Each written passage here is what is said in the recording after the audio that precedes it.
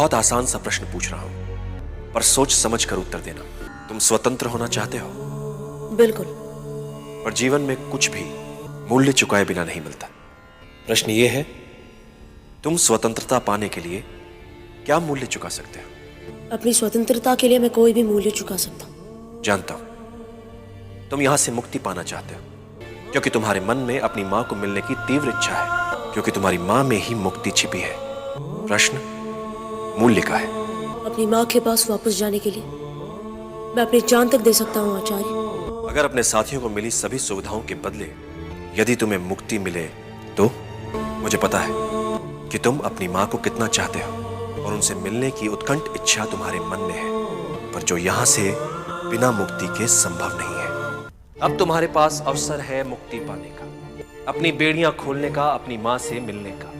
और उसके लिए मूल्य है ये सब सुविधाएं जो तुमने अपने साथियों के लिए शिकारी से जीती है।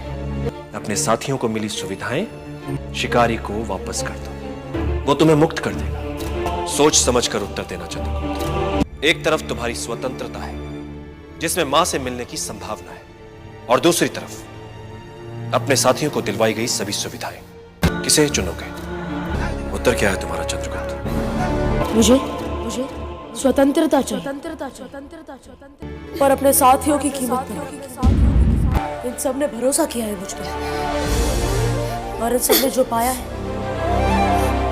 वो उनसे छीनकर मुझे कुछ नहीं चाहिए, ना ही मुक्ति और ना ही मां। चंद्रगुप्त, मन की इच्छा के लिए तुमने अपनी आत्मा को नहीं भेजा,